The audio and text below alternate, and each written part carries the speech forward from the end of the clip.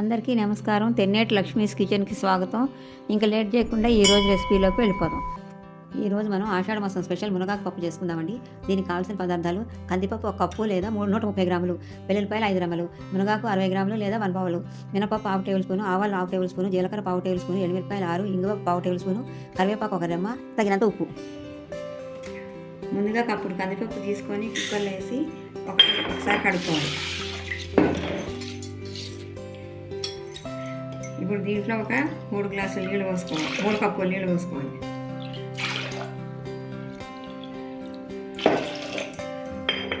Cooker 3 whistles వచ్చేదాకా ఉడికించుకోవాలి. మనం పోపు వేసుకోవడానికి కొంచెం నూనె వేసుకోవాలి. 1 టీ స్పూన్ నూనె వేసుకోవాలి.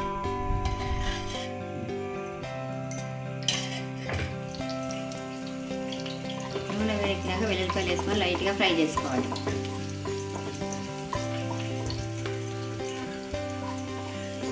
ఇప్పుడు మినపప్పు వేసుకోవాలి. దీంట్లోనే ఆవాలు కూడా వేసేసుకోవాలి. జీలకర్ర వేసుకోవాలి. దీంట్లో మిరపకాయలు తుంచేసుకోవాలి.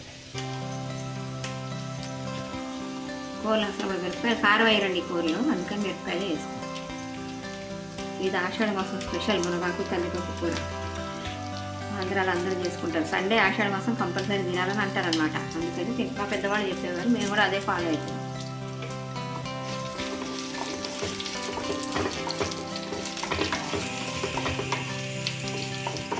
కొంచెం వేగినాక కొద్దిగా ఇంగు వేసుకోవాలి.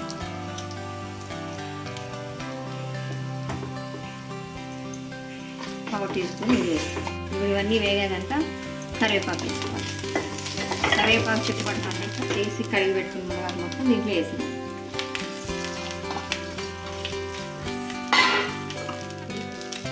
మునగాకు వేసుకొని 1 నిమిషంలో ఉప్పు వేసుకొని చిటికెడ పసుపు వేసుకోవాలి.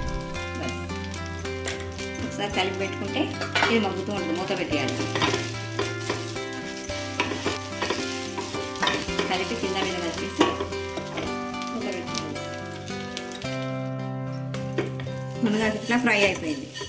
దీంట్లో ఇప్పుడు ఉడకబెట్టుకున్న కందిపప్పు కుక్కర్ ఓపెన్ చేసి దీంట్లో పోసేసుకోవాలి. ఇప్పుడు ఈ మునగాకు అంతా దీంట్లో పోసేసేయాలి.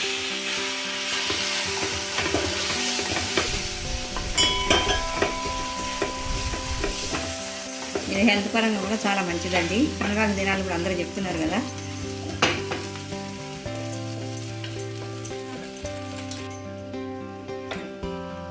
ఇది మరీ ముద్దగా చిక్కగా అయింది కనుక 1 పావు కప్పు నీళ్ళు పోసుకోవాలి. 1/2 కప్పు. బస్ ఇది ఇంకా మగ్గిపోతూ ఉంటుంది.